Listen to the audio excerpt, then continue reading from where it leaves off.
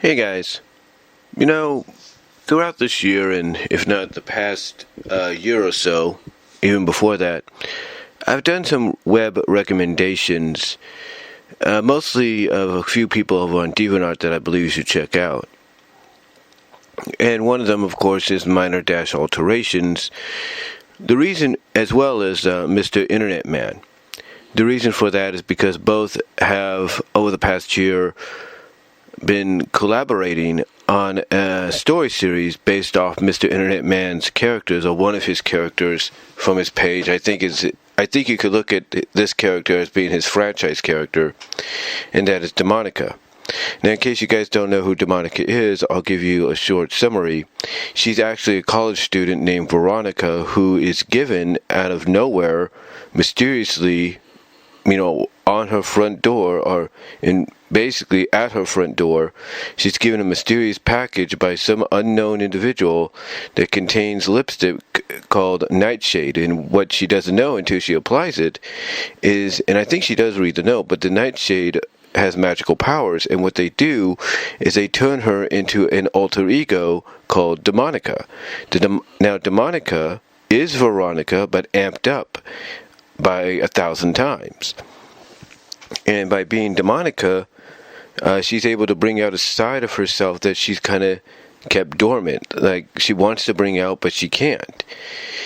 And the magic allows her to become this mischievous demon elf that has the powers to shapeshift into anything or anyone she wants.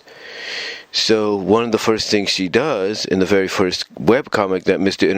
Internet Man does is she shapeshifts herself into a sultry, seductress that's kind of a big-time celebrity, even to the point that she's adored or armored or worshipped by the other A-list celebrities in this world, reality that is, and fictional. And she basically turns into, like I say, this sultry seductress called Monica. And that's how Demonica's story begins. Now, Mr. Internet Man, throughout his run with Demonica, has done a lot of webcomics, mostly displaying her powers and what she could do. He's had her interact with other characters, sometimes from other artists. And he's even created another character that has basically identical powers to her, because she too received a nightshade lipstick. And she, this other character being known as Rebecca, applied it, and like Veronica, became her alter ego. But her alter ego is known as Exotica, and it's kind of hinted that Exotica may or may not be as powerful, may or may not be more powerful than Demonica. And she basically shares the same abilities and all that. Now, fast forward a little after that, and Minor-Alterations, who's known to do a lot of other stories, decided to create a new story series based on Mr. Internet Man's character. And in this story, she introduces her character called Ruby Walker. Ruby Walker is a private detective, policewoman, agent, whatever you want to call her. That's kind of very by the book, professional, stuff like that. But like Veronica, before she got the Nightshade lipstick, also has a side of her that she kind of keeps hidden and not allowing to come out unless, she gets the right kind of encouragement to do so. But she's always kept it hidden. Well, enter Demonica into the picture, and the rest is history. I mean, and the way the Demonica series, and I think it's up to 9 chapters now, I believe, is played out, it's kind of had its ups and downs, but it's also had some decent development. I mean, Ruby at first was not trusting of Demonica, not sure what she was really about, or what she really wanted. But then over time, Demonica found a way to win Ruby's trust. And by winning her trust, not only did she become a friend, she sort of became like her silent partner in helping to solve her cases. And then over that time, they developed into something more. Basically, they developed into girlfriends to each other, lesbian lovers, if you will. And, sorry, my hand hit the mic there. And basically, Demonica decided to share and show Ruby what her powers were about. And coincidentally, Mr. Internet Man's even created some webcomics to tie into that. The first one he did has Ruby, or has Demonica showcase her part of her powers that allows her to change into outfits on the fly. And one of the things she does is she transforms herself, or basically she creates two outfits for both her and Demonica, costumes, if you will. I mean, her and Ruby, I should say, costumes, if you will. One of them is her favorite for her, Catwoman, and the other is a She-Devil one for Ruby. Then the next comic sort of ties into one of the chapters later on by Minor-Alterations that he puts into the story, or he adds to the story series. But basically, Demonica shows Ruby another part of her powers that allows her to engulf, envelop, absorb Ruby into her body and basically merge them into one being. Mostly, herself, but with added mass, added features and all that. Sort of a one-sided fusion, if you will. Now, I said that Minor-Alterations added this later on to their story, and basically their explanation in the story was, by doing this, not only was Ruby and Demonica merged into one, but Ruby was silently put to sleep, and thus her physical body was broken down, I guess you could say, into additional gooey mass that was added to Demonica's mass. Basically, she became part of Demonica's body. She became one with it. Her mass basically was distributed to add more to Demonica's. Now, in addition to that webcomic, Mr. Internet Man, when it comes to the chapter that details that, or kind of takes that webcomic that Mr. Internet Man did, what Minor-Alterations. Okay, what I'm trying to say, and I'm a little tired, I got off work a little while ago, but anyway, what I'm trying to say is what Mr. Internet Man does, in addition to that webcomic that Minor-Alterations, uses and adapts into one of the chapters for the story, is he adds more scenes. It's like he adds extra extended scenes, deleted scenes, or bonus scenes to the story that you can only see when you read that chapter by Minor-Alterations. And what happens is Demonica allows herself to be completely engulfed by the black goo, and basically even up to the point that it covers her face, and she looks like a person completely covered head to toe in latex, and then she allows herself to melt down. And this is all thanks to, as Minor-Alterations puts it in the story, the added mass that Ruby was able to contribute when she got engulfed, enveloped, and absorbed. I mean, even to the point that in story, Ruby, according to Minor-Alterations in this chapter, felt like she didn't exist anymore, but she did, but only for the fact that her mind was essentially everywhere now. And she was just now one with Demonica, and she let Demonica have control. So anyway, getting back on track here, Demonica melts herself down into a puddle to try to help Ruby with her case, solve the case, I should say, that she's currently trying to solve, but then suddenly realizes that she has an opportunity in front of her that she hasn't had in a while, because she never could find somebody to really, get that, to have that opportunity with. So she decides that she's going to take the combined mass as a puddle and basically take the city by storm. Literally just let herself run loose, run wild, give control up to, to basically her wild instincts, to the powers that be, if you will. Even to the point that they engulfed and enveloped and absorbed another woman into the combined mass to make it even bigger. to the point that they shapeshift into a lot of things, even to a flying car that exploded in midair, I should say, and it caused parts of them, millions of parts of them, to splatter all over the city in little droplets and all that took on a life of their own. So anyway, long story short, getting back on track again, that was like the second comic he did, and that tied into the chapter I was just talking about. And then the third webcomic he did was called Walk on the Wild Side, where Demonica decided to finally really utilize her powers and share them but to the full extent with Ruby by turning them both into slime girls.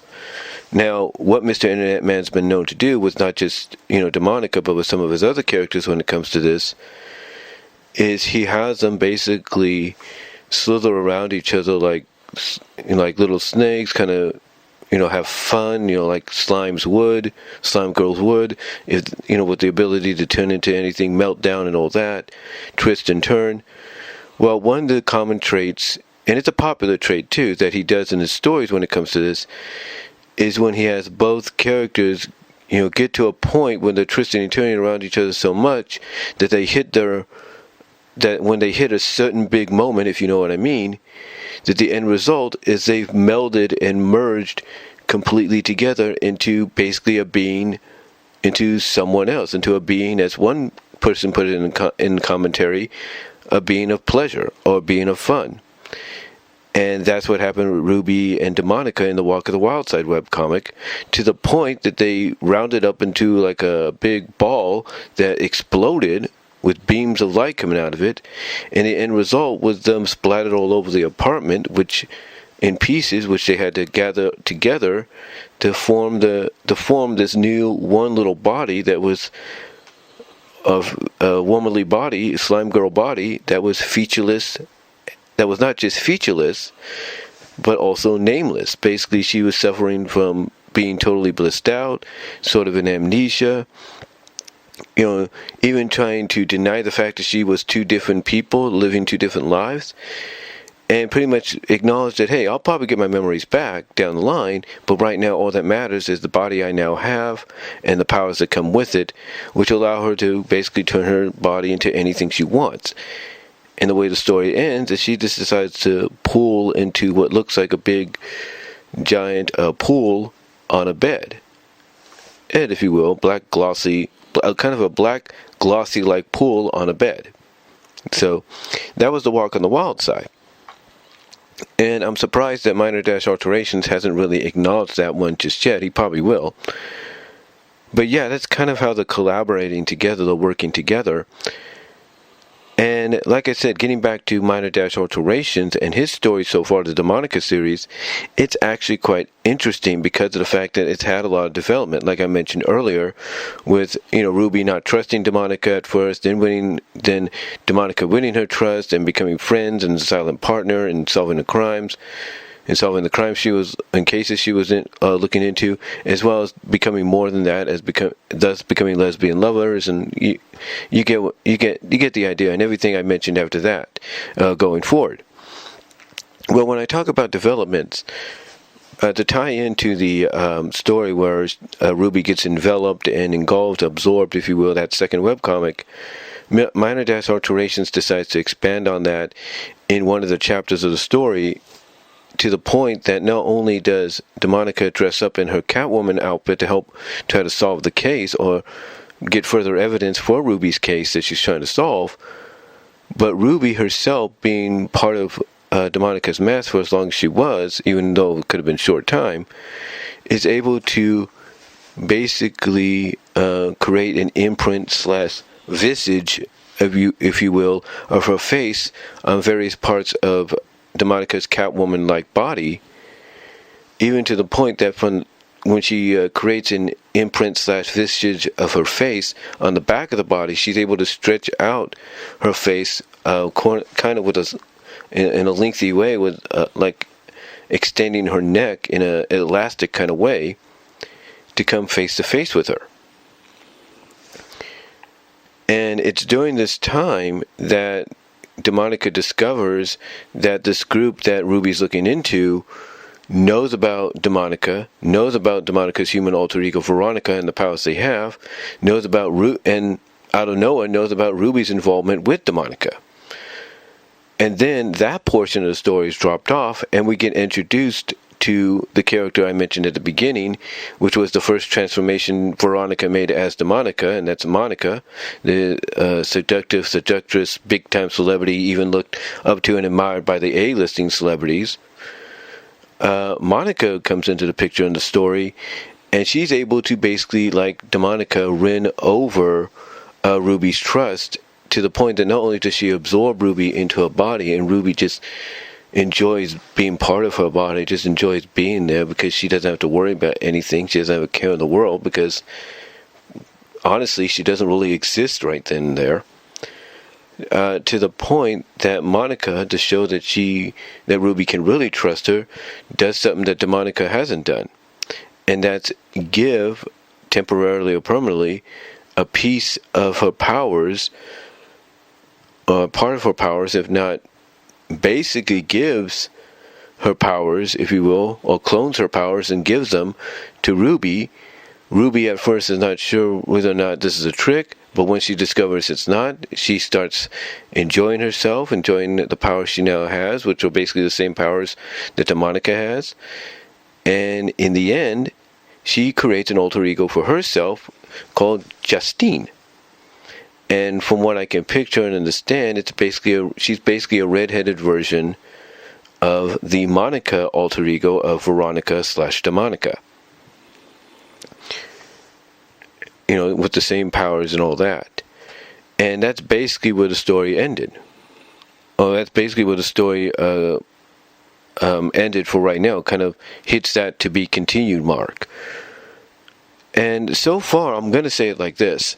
Minor-Alterations Demonica series, along with the collaborated work of Mr. Internet Man, this year has really come into its own. It's really developed into something more than I think even Minor-Alterations has expected, or even Mr. Internet Man has expected. Now, Minor-Alterations did acknowledge that he's trying to work on the next chapter, but I don't know if he knows where to go from here. Obviously, he has to do a chapter where Ruby, spends a day and has fun enjoying her powers, where she shapeshifts into anyone or anything she wants, melts down into a puddle, because apparently, as we find out in the story series, Ruby is quite a fan of just melting into a puddle of goo. And remaining that way. So, he doesn't know where to go from there. He doesn't know if so he knows eventually, I should say, what I'm trying to say is, he knows eventually,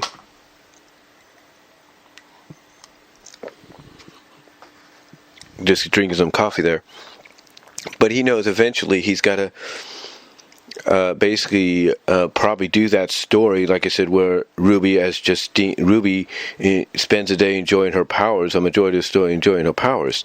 And he does do these little quickie side stories that kind of be like, to where they tie in with the continuity, but they're their own separate thing, so he might do it with one of those. And so, again, he's trying to figure out what the next step's going to be, and I've got a feeling we're going to get something where we'll have an unconscious confrontation or talk between Veronica, Demonica, and Monica about what's going on, and the whole Ruby now being Justine, and Ruby being gifted the powers by the Monica alter ego. I got a feeling we're going to get something like that down the line. But I think also we're going to get more continuation of Demonica finding out about this group, knowing about her human alter ego, Veronica, the powers they have, and Ruby's involvement. So, and we might also get some pleasuring fun between both Demonica and Ruby down the line once again, and I'm sure Mr. Internet Man will join in on that with his contributions. But I would suggest, if you have not read this story series yet, go to DeviantArt, check it out, and I think you'll really enjoy it. In fact, I do have links that I will provide for you to check them out. But check it out. I highly recommend it. It's still work in progress, and that's kind of what this new little countdown to 2020 series is going to be about, reviewing series that are currently in progress and kind of trying to think about what could be next on the dock when it comes to them. But that's all I can really say, guys. Let me know down below what you guys think. Again, check them out. Check out Minor-Alterations, Mr. Internet Man, as far as the story series goes and the collaborations together. And that's all I can say. So till next time, God bless. Take care. I'm out.